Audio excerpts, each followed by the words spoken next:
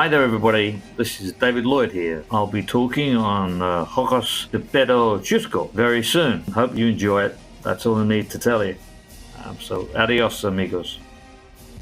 Hola amigos, ¿cómo están? Yo soy Sam. Antes de comenzar con la entrevista quería aclararles algunas cosas. La primera, que esta entrevista se realizó hace muchísimo tiempo, años literalmente.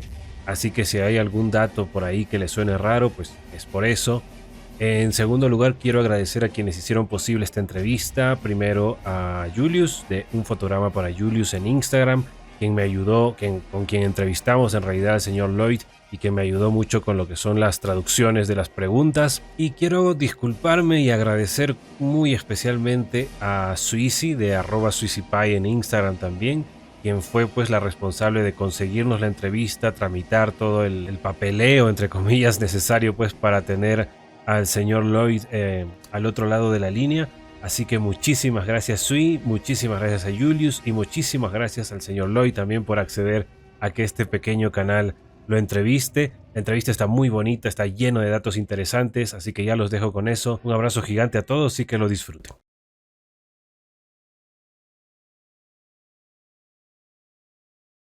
Well, I was born in a place called Enfield, which is a kind of a borough of North London. So that's where I was born, just outside London, in a place called Enfield.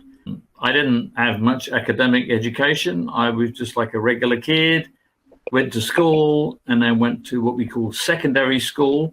I didn't get many qualifications. My only qualification on leaving school was what we called an O level in art. So I passed one exam successfully in art, which is no surprise because that's mostly the only thing I've been good at in my life.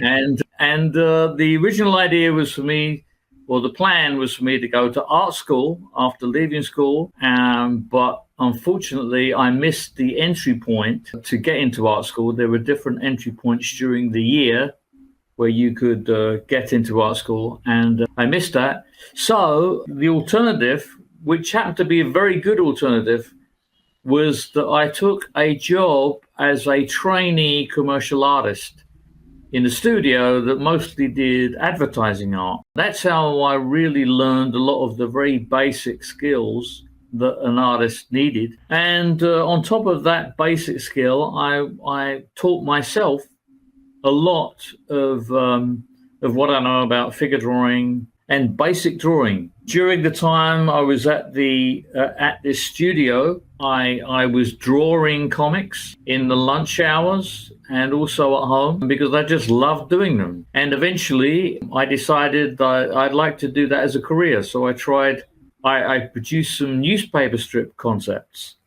which I submitted to a syndication agency, but that didn't work. And then I ended up leaving the studio, spending about 4 years doing part-time jobs while I made myself a better artist and contacted as many publishers of comic strips as possible until I got a break, which was in 1977.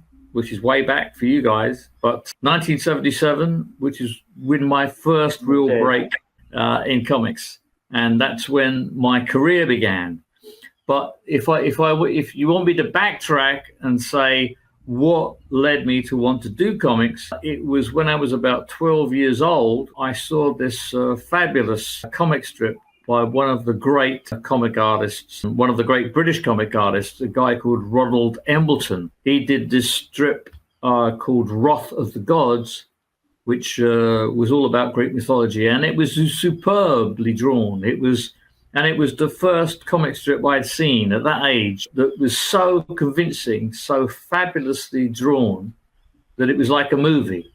The effect it had, it was like a movie. And when I saw that's one particular strip, I thought, wow, if you can do this with comics, it's something I want to do. From that point on, I wanted to do comics. But then, apart from Ronald Embleton, I saw directly after that, almost at the same time, the work of Steve Ditko.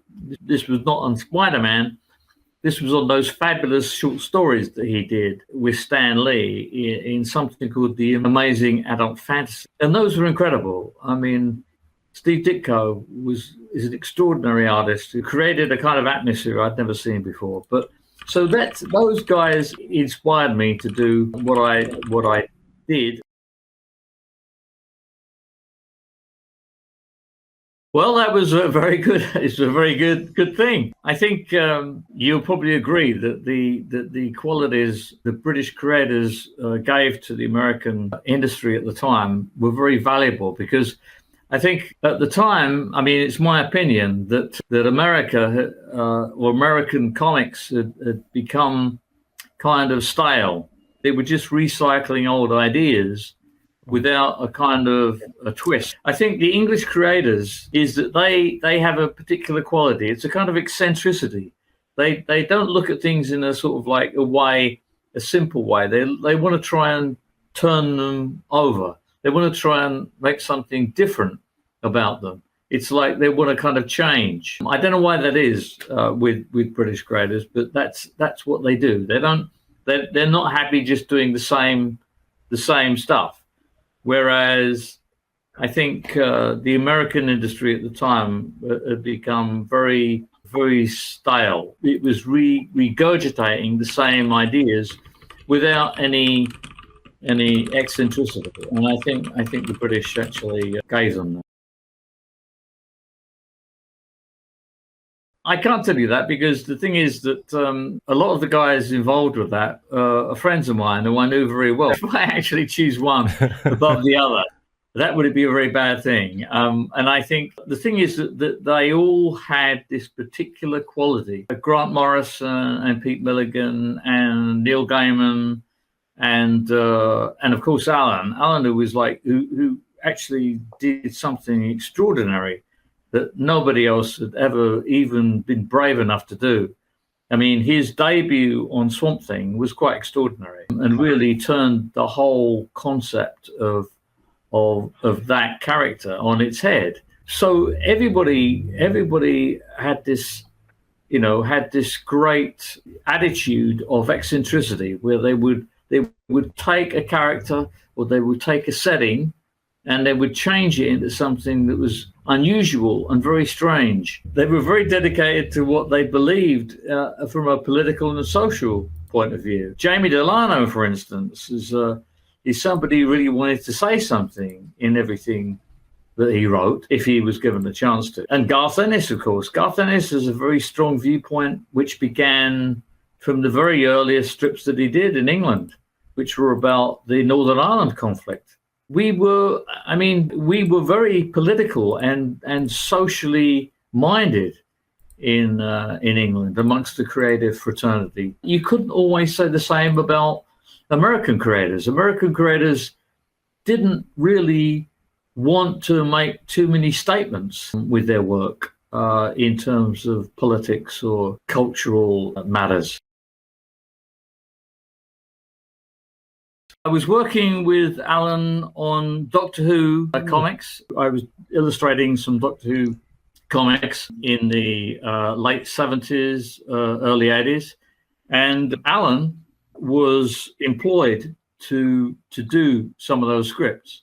And basically, that's the first time that I'd met him, basically on the phone, because I had the custom of talking to scriptwriters on the stories and talking to them about their ideas and what they were doing.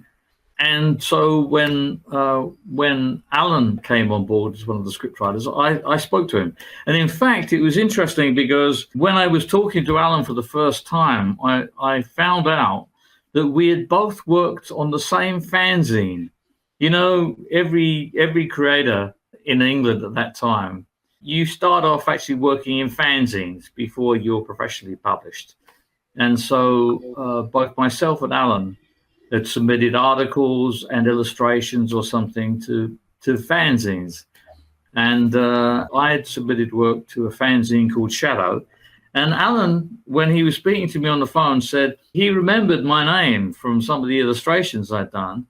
And because he was writing articles for the same fanzine. So in the sense, we'd kind of met in the same place before we actually ended up talking. But anyway, I mean, the first script that I did with Alan was great. And the other scripts that I did with Alan on Doctor Who were great. And it was clear he was like an incredible, brilliant mind. And so I did eventually get to meet him, along with lots of my other colleagues at various places where all the comic creators got together, conventions and things like that in England. Small conventions. We didn't have any big ones like America, but we got together and we had drinks, and we got to be friends. And V for Vendetta happened because the editor of Doctor Who magazine, when he left the company, he set up his own independent comics company. And when he did that, he wanted to employ me to do a character that I'd done for him previous to Doctor Who magazine, a character called Night Raven. Night Raven was a kind of masked avenger, masked vigilante character. And this editor I'm talking about, when he set up his own independent magazine, he asked me to do a similar character that one I'd done for him when he was working at Marvel UK. And the original plan was for me to write and draw this character. By that time, I'd worked very well with Alan, and I knew Alan was like a brilliant brain. And I thought that it was a better idea for me to get Alan on board to help with this. And I asked Alan, and I said, look, you've got the opportunity of doing this character, which at that time had no name or anything. It was just a proposal of some masked vigilante, of some unknown character. So I put this to Alan, and Alan said, yeah, okay, let's do it. And at that time, Alan had already been approached by the editor I'm talking about with a new upgraded version of old British character called Marvel Man. And so Alan was already on board the magazine. The magazine was called Warrior. So he was already on board with it. But he was very happy to come and collaborate with this series that eventually became V for Vendetta. Well, I never kept in touch with Alan. I had a great time working with him at the time we worked together. And afterwards, he helped out on a fantastic charity project that I was involved with. But I've never been in touch with Alan regularly. I understand the myths because Alan has built this kind of reputation and, this kind of persona over a period of time. And but I only know him from when I knew him and worked with him. And I think he's a man of very strong principle. He believes in what he believes in, and he doesn't go to conventions anymore. I mean, this happened very early on. I think the problem, and I wish this hadn't happened, but when Alan became extremely famous and popular, he was pursued everywhere like a rock star. He couldn't go to a convention like an ordinary person, like all us other guys who, of course we all have our own individual, followings of people who like our work. But what happened with Alan was like he became like incredibly popular. And it meant that he couldn't be as private as he wanted to be. And he eventually decided he didn't like traveling. He just removed himself from the basic situation of meeting fans and going to conventions. I think this myth has developed, but he's not reclusive. I mean, he has a family and granddaughters, and he's just not out in the public. He goes out to promote what he needs to promote, if he needs to promote it, but he's not out there communicating and talking to people like he could have done if he hadn't become so popular. But that's what they say about the curse of fame, and I think that's what happened. But it certainly didn't stop him producing great work, and he's moved on to writing novels now. I can't tell you too much about him other than he's more than a myth. He's just a really great writer and a family man. And, I think a lot of the myth has helped him, promote his work, which is, at the end of the day, that's, if you're actually a working creator in this business, it's important to to find a way to promote your work. And he's certainly managed to do that over a period of time. It's great when you create something that is used as a symbol of resistance to tyranny.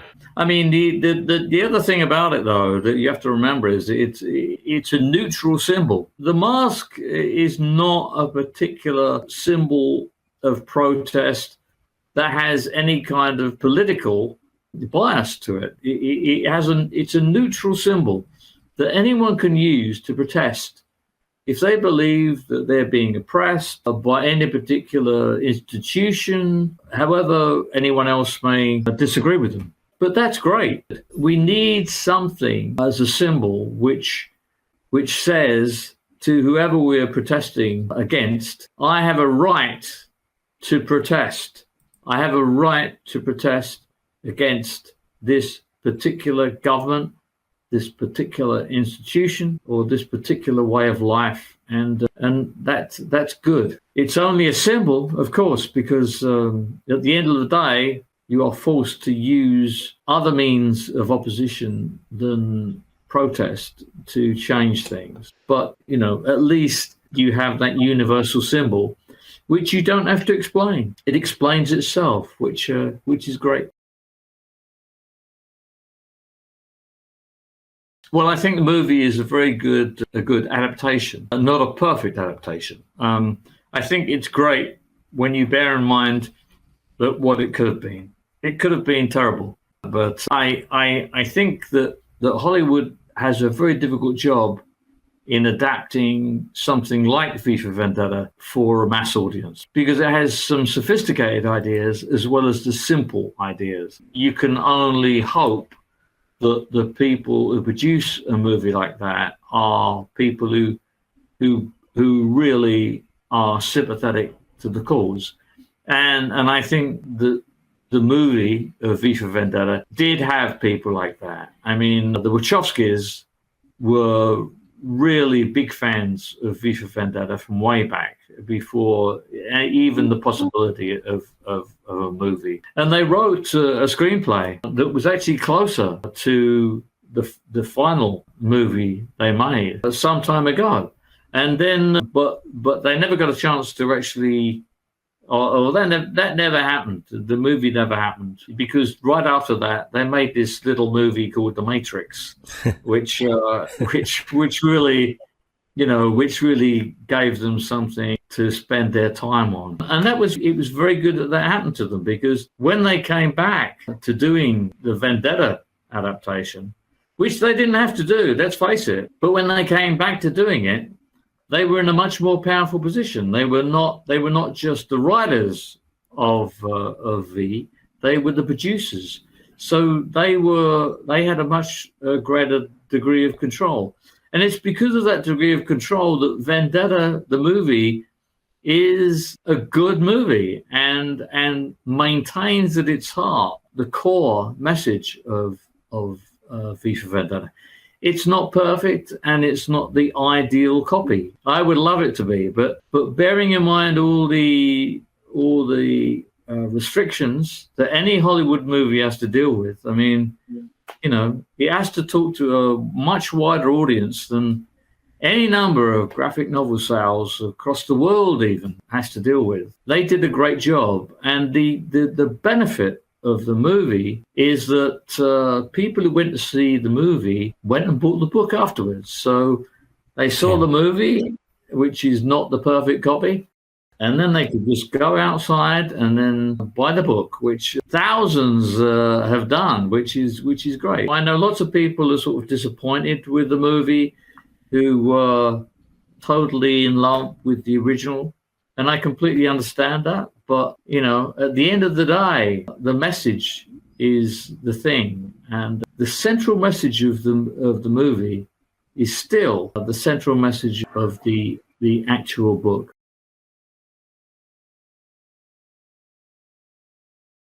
That's a very difficult question, because every stage of creating a strip has its own values. If you're asking me what's the easiest part The easiest part is the storytelling and the laying out. When I began, I never had any trouble telling a story in comics.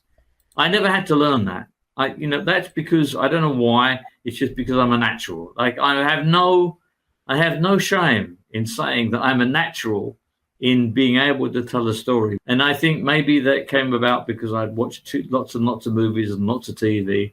And if you do that, actually, this is one of the benefits of, if you want to be able to tell stories well, you need to watch lots of movies and TV because you ingest the concept of storytelling. And, you need to study what it all means. But basically, you need to do that. You need to have in your head a movie that's running of the script that you're trying to draw. It's very important, really. So for me, it's always been easy to actually envision and picture by picture. That's easy. And then when you pencil it, that's easy. The one thing I have to say to you is I've never, ever drawn type pencils. I don't know how. I see lots of pencils from various artists who are not depending on an inker. I mean, if you're depending on an inker, you have to have type pencils because you're giving the inker a map that they have to follow. But I have seen pencils from artists who ink their own stuff, and they're very type pencils. I can never do type pencils. I've never been able to really do type pencils. And if I had, I'd be very bored because the thing is, the pencils is just another stage. The inks should give you another area, another level of enjoyment. So you've got your pencils, and now you can have a different level of creation with the inks. I have only used in my whole career once working with another inker because I never had to do that in the English concept of comics. I've never worked under any circumstances, even when I did stuff directly for American comics. I ink my own stuff, and I've only worked once in a situation where I had to give my pencils over to an inker, which I didn't like. I didn't like that situation, but anyway, that's a whole different story. But the thing is, each process has a different level of enjoyment. Otherwise, it's boring. When I was doing the first American product I did directly for America was something called Wasteland, which was a series of short stories. And I really hated the coloring that was being done on my work on that book.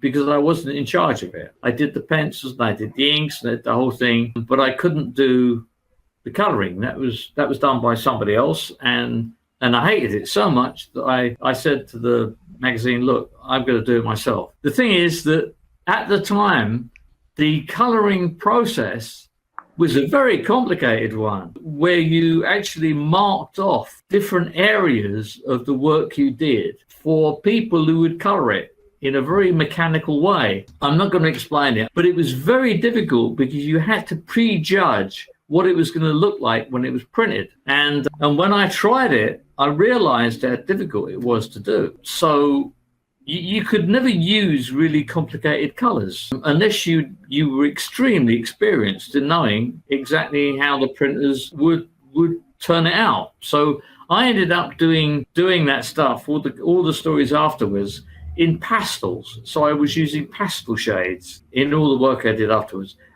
because that was the only way I could preserve something about what I wanted the work to look like. But coloring in comics is completely different now because you have computer coloring. When I was doing that, this was like before computer coloring and reached a level of sophistication. So that's all different now. It's a very complicated business.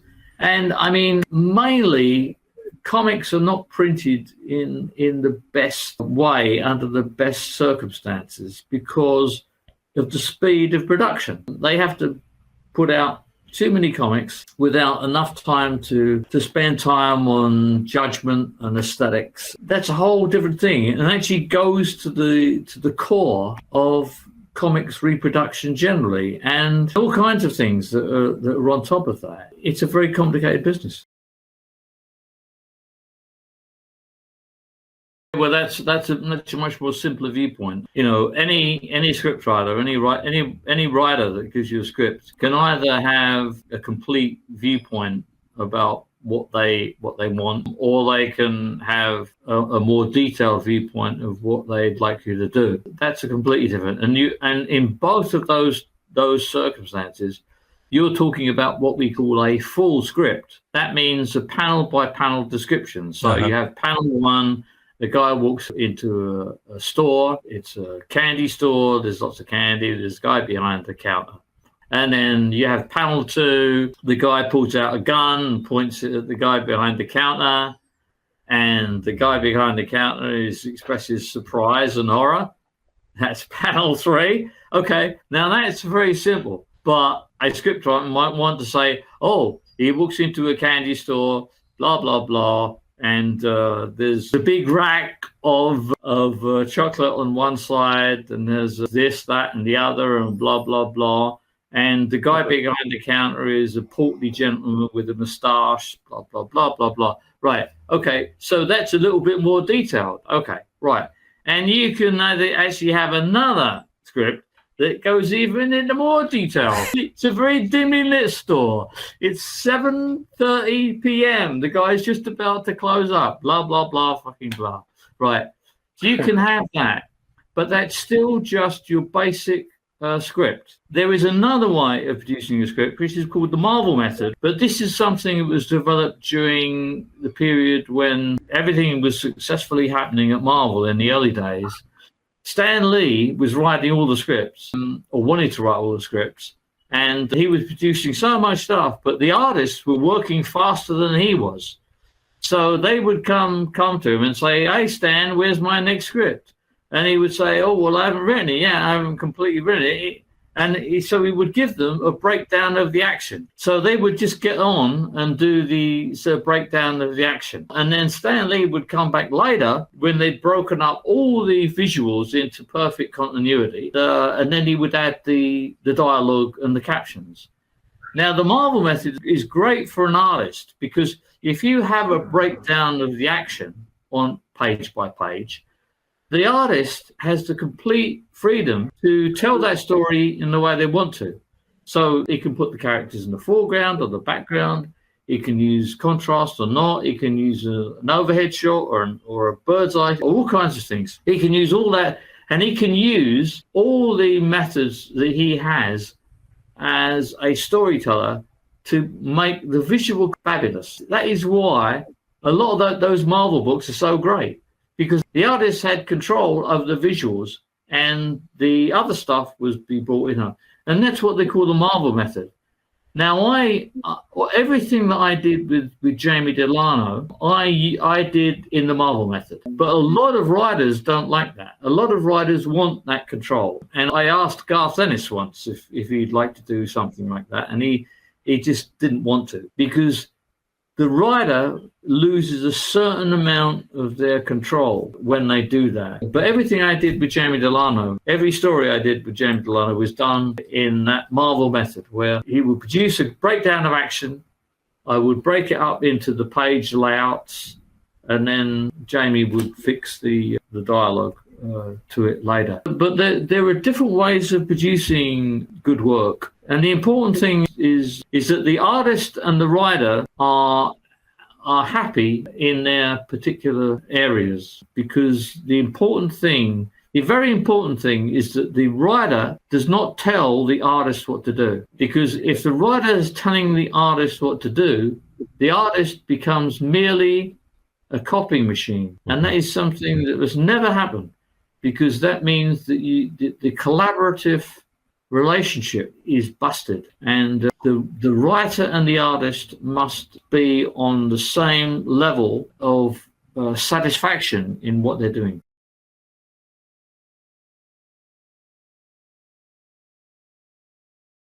Really, I don't care very much. I think that all the adaptations into the movies, from what I can see, are just popcorn. They're just selling popcorn. They don't mean anything. They don't say anything.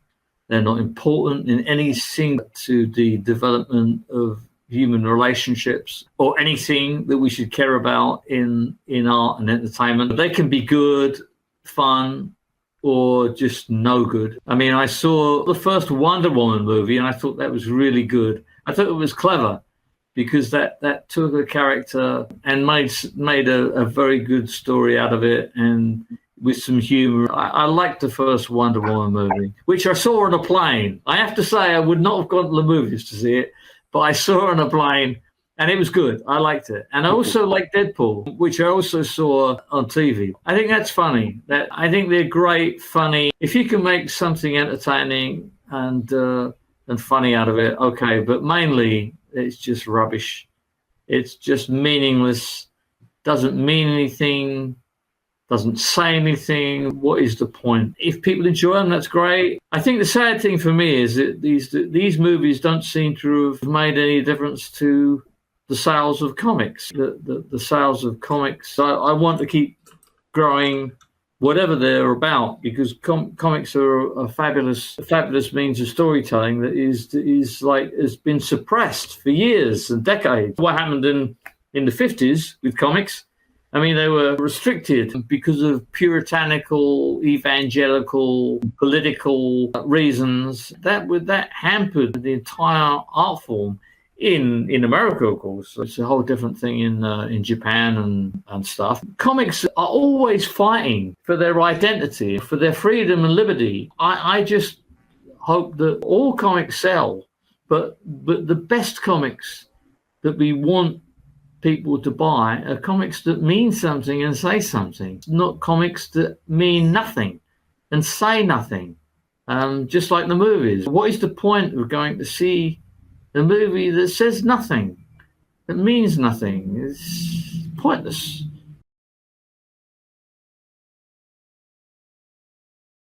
The Aces Weekly is a way of bringing great comics to a much wider audience by using the computer. Now, we all know that the internet reaches thousands and thousands and thousands of people, and comics only reach a very small number of people because there's only a very small number of comic stores, there's only a very small number of comics distributors, there's only a very small number of publishers who can afford to take the risk of publishing. But the internet is a massive, massive area of potential for comics. And it's my idea to try and reach those people. Now, it's very difficult to do that because comic readers are in love with paper. Yes. And this is a very big problem. People who want to read comics want to have it on paper. I feel sad for all those people who cannot enjoy a great story unless it's on paper. Unfortunately, we are surrounded by people like this. So I have a very tough time trying to reach them via the internet because they just want me to put it on paper, which is very sad because I feel sad for those people who are so addicted to paper that they can't read a great story without it being stuck on a piece of paper. That means that what I'm doing with Aces Weekly is tough, but I have produced it for many years. It's very easy to get access to. It's very cheap. You subscribe to it for £1 a week in any currency. Anybody can gain access to it, which is one of those great things that you can't say about paper comics, because, for instance, if I'm publishing a comic in England, which I am, and you want to buy it in Chile or Colombia or Peru, you are not going to be able to see it unless somebody gives you a license. Unless there's some publisher who, will buy a license and then they'll put it together on paper and stuff like that. With Aces Weekly, you subscribe to it and you just get it sent to you through the air. And it gets to your computer screen. And the other important thing is that we don't screw with comics. We don't add sound effects. We don't do any of that stupid stuff. What we do is we tell comics in exactly the way they've always been told. Panels, balloons, and we put them on screen like they would be on paper. except they're not on paper. And we expect people to say, oh, yeah, that's a really great story. I can read that. And in fact, it looks fantastic on a computer screen, because if you print something, all sorts of things can go wrong. The colors can go wrong. It can look horrible. The printers might not do their job on time. But with the computer screen, it all looks fabulous. It all looks brilliant. You see how fabulous every piece of artwork looks on a computer, which means that it's a beautiful thing. And I can send it to you wherever you are. So we have it on the cloud. There's subscribers. They can get it anytime. So that's what I'm doing. And if any of your listeners are listening to me now and they want to know how to get to it and see what we do, it's www.acesweekly.co.uk. And the one thing I have to say to everybody here listening, and I know you're translating it for everybody, we have to be in English. We're not in Spanish. I'd love to be in Spanish. I'd love to be in different languages. But we haven't even got enough people to be able to invest in that. I'd love to. But, you know, if comic readers don't change their ways and accept that comics are not a thing, they're not on paper. They are actually great ways of storytelling that you can put on the screen, and they say the same thing, they do the same job. Until we can convince people of that, we are still fighting a battle. So that's what we're doing. So please visit and enjoy. We have a fabulous, fabulous art form with great artists and creators, and it is being restricted artificially by circumstances that we can change. That's the mission of Aces Weekly, what I'm doing. The problem is there is very limited space in the comic in any comics industry. Anyone who wants to work in the comic industry of any particular country, whether it's where you guys are, you have to see what is selling, what is being bought, what can sell in the restricted areas that mark regular comics publishing, which is the comic stores and blah, blah, blah. You have to exist in that world that you are in and supply work that will suit that market. If you want to work in an industry which will pay you a page rate, etc., all that is changing now. I mean, lots of people who were previously professionally published in an industry are now going to Kickstarter for new projects. They're coming up with ideas that they can sell as Kickstarters. They have a fan base, or they have a great idea that they're sure will raise some money. But that is a kind of terrible thing, because why should they have to set up a Kickstarter?